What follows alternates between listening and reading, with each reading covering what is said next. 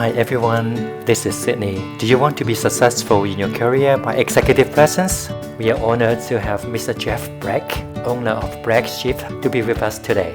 Before we start, please remember to subscribe so you won't miss any of our upcoming programs.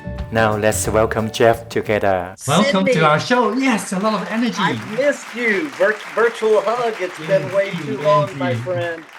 Okay, good to see you again. I just turned 48 plus 13, so all of your viewers can do the math. I think I still look amazing. You are, and a belated happy birthday. As a seasoned professional trainer, executive coach, you've been challenging senior leader to millennial to demonstrate the executive presence. Why there's such a big need regardless of their businesses? All of our company leaders, they work with such complexity, such detail. But what happens is they take all of the complexity and they're unable to deliver it with simplicity. Executive presence in its truest form is taking all of the layers of complexity, being able to deliver it with simplicity. You know, we hear all the time about AI. Well, at Black Sheep Global, we think AI stands for audience intelligence. Knowing what your audience needs. People are overwhelming people with too much content. PowerPoint has gone off the deep end. Spreadsheets, docs, et cetera, and people have to get back to being good storytellers with clear, concise, and compelling messaging.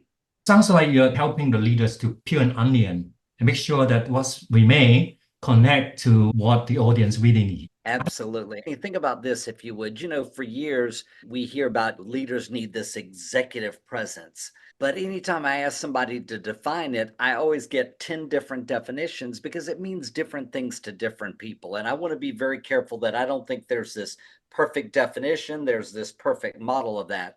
We all bring our own strengths to the leadership table. But how do we take those strengths?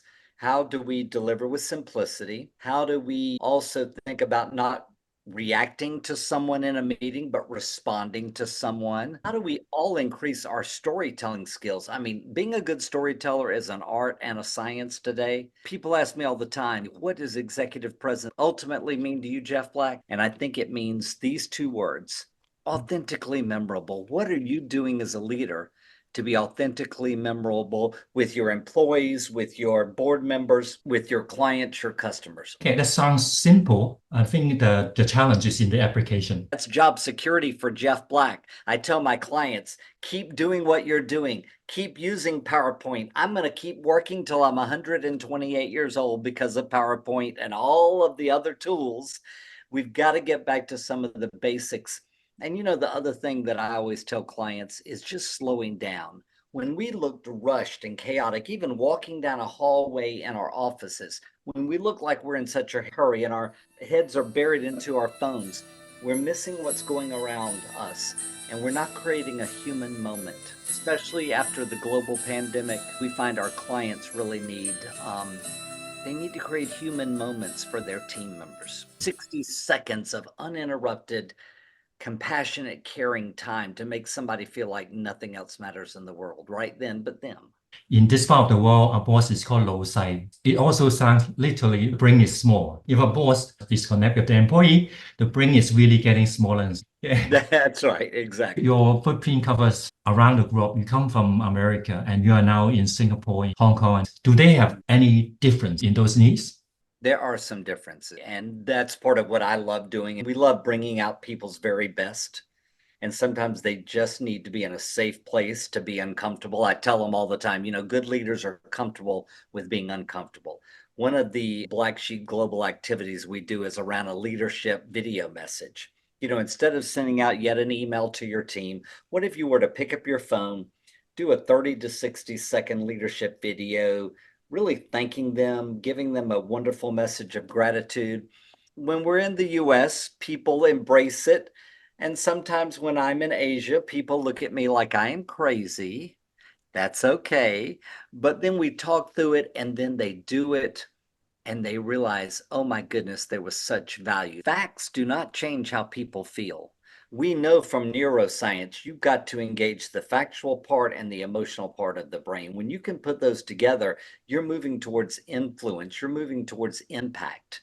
And it's just absolutely critical. We just can't give one or the other. It really takes a combination of both to be a successful communicator, a successful leader today. We have a lot of young viewers, and then you are also accessible to them. Like last week, you shared with me the picture of Crystal, a promising manager and coming to be an aspiring leader. So do you have any advice for a younger audience how to make their presence felt along their career journey? Oftentimes, especially with our young professionals, and this is worldwide, they're concerned about speaking up in a meeting with senior leaders. They're afraid that, because of their age or their limited time with an organization, that it's not appropriate.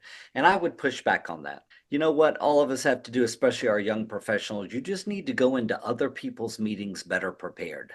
So if you go into someone's meeting, and you're a young professional and you've done some research, you've put together some thoughts, don't be afraid to raise your hand and offer an opinion, ask a good question. I think when you do this, genuinely people pay attention and they recognize that there's something in you, because what we never want to happen to our young leaders is that you want it to be so perfect that you say nothing at all. Because when you say nothing at all, you and I both know this, Sidney, in learning and development, they almost think of you as if you're over on the other side of the room. You're not front and center. And also think about the brand value that you bring to an organization. Look for those opportunities authentic to you. I never want anybody to be anything they're not. But nobody's going to build your brand but you. It's your job. And so look for those opportunities where you can showcase your brand. Ask a senior leader, hey, Sidney, can I give a 1-minute update in your meeting next Tuesday afternoon? Look for those chances to create genuine, authentic visibility, because that's how our young professionals stand out today. On that note, sometimes people at all levels in an organization, they're afraid to acknowledge the good things they're doing because they don't want it to feel arrogant or aggressive. And I tell my clients all the time, your job, I don't want you to be arrogant or aggressive, but I do want you to be confident and assertive. If you're talking about a big number that you have worked on or you've helped the company save money, you can use qualifying phrases such as, I've had the privilege to lead the team that was responsible for a $50 million win for our company last quarter alone. I've had the privilege. I'm humbled too. I'm honored that. There are ways that you can, with these qualifying statements, not let it come across that you're being arrogant, but instead you're being assertive and you're being confident. And those are the leaders at any age we want to follow today, leaders who are confident and assertive. Thanks, Jeff, for all your distilled wisdom to professionals of different ages, genders, businesses, and geographies. Your passion rocks. It's always a pleasure talking to you. Sidney, I'm so proud of what you're doing with your show. You're reaching so many people. What a great opportunity. We talk all the time about G's and O's, right? Goals and objectives. But I think G and O for you is you truly are a gift and you give people an opportunity. And that's the best G and O I know, my friend. I wish you the best. Thank you so much. It's just humbling to be back with you today. Thank you, Jeff. Likewise. Okay, stay connected and see how we can spur one another on. Goodbye. Bye for now. Thanks for watching. Please remember CSL, especially to subscribe so you won't miss any of our upcoming episodes. See you next week and God bless you.